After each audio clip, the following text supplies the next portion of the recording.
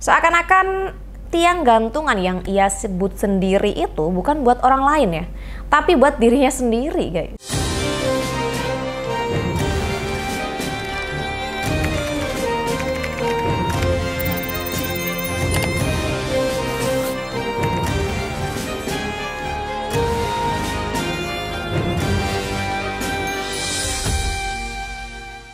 Hai semuanya, selamat datang di Sinergi Update. Gimana kabar kalian hari ini guys? Semoga kalian semua selalu dalam keadaan yang sehat walafiat ya. Guys, mengenai Immanuel Ebenezer, kalian pasti udah dengar ya karena berita ini cukup viral sekarang ini di berbagai media. Padahal dulu ini dia dikenal jadi orang yang paling keras gitu ya menyuarakan pemberantasan korupsi. Tapi kini justru terjerat kasus korupsi guys. Ironinya dia tuh pernah bilang gitu ya, dan waktu itu lantang banget bilang bahwa ya memaafkan koruptor biarlah urusan Tuhan. Tapi menghantarkan mereka ke tiang gantungan adalah tugas bangsa ini. Dia pernah bilang seperti itu loh. Tapi ternyata pernyataan itu kini justru berbalik menampar dirinya sendiri. Setelah KPK menangkapnya dalam kasus dugaan pemerasan sertifikasi K3 saat menjabat sebagai Wamenaker.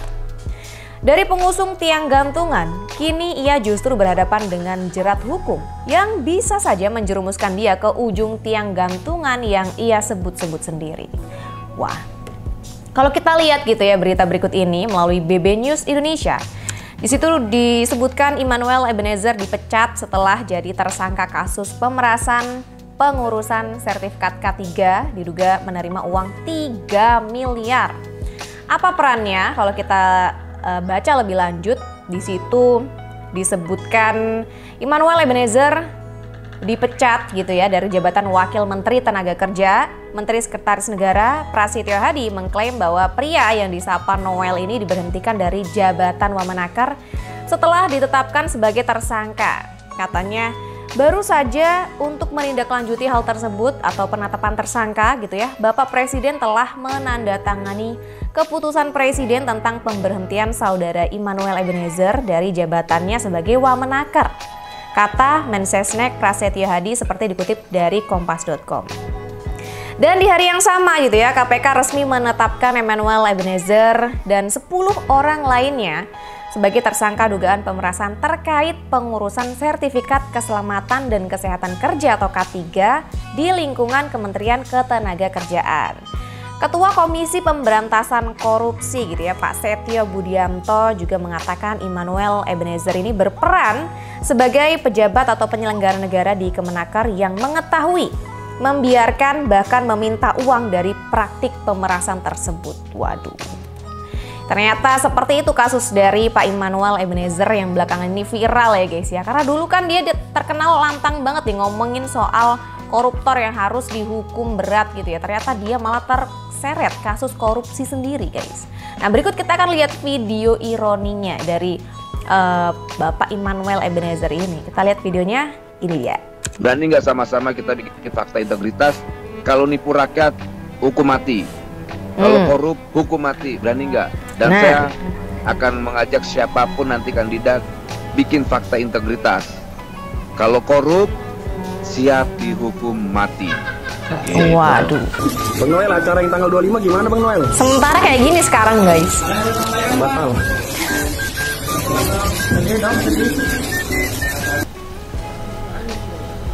Kalian lihat deh. Nangis loh orangnya.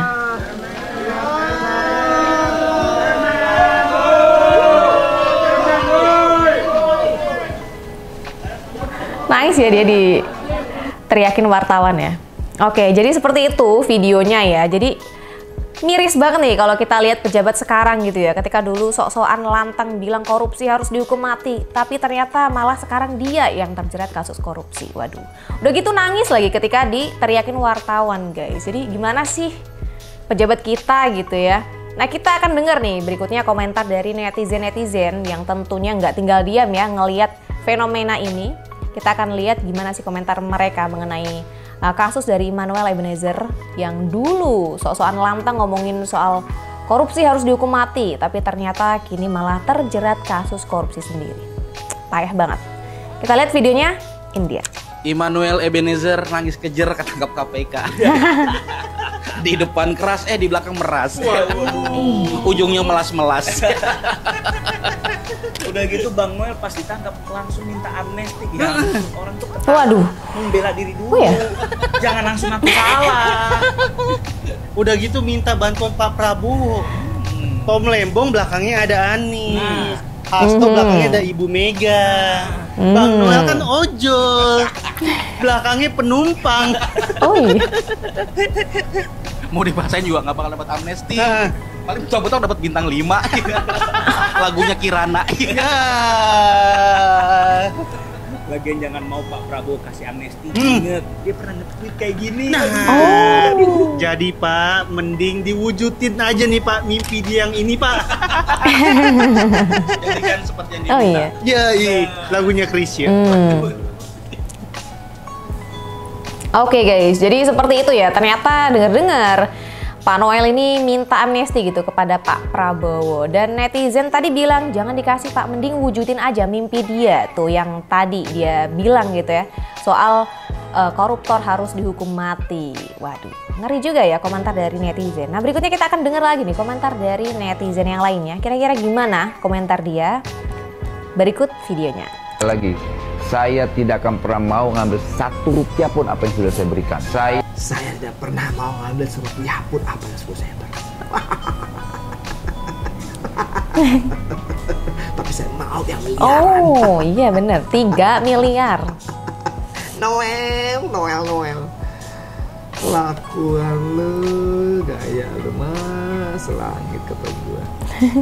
Gua dari awal sudah nggak respect, nggak suka lah sebenarnya orang tipikal orang seperti ini, tipikal apa sih namanya penjilat. Oh. Lu dari Jokowi mania kan? Gua dulu pendukung Jokowi, tapi gua ngelihat sikap lu begitu menjijikkan. Oh. Terus cuma cari panggung, cari nama, biar dianggap oke gitu. Ternyata lu yang justru merugikan rakyat. Waduh itu. Seolah-olah membela para buruh, mencari perhatian buruh supaya lu didukung kan?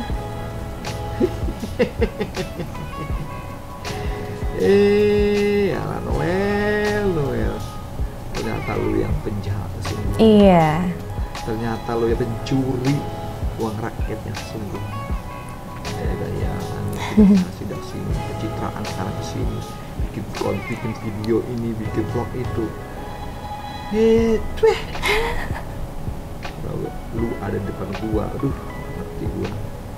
Rasanya pengen gua bilang sama di depan muka lu, manusia munafik. Waduh. The real of pencuri, ya lu. Alah.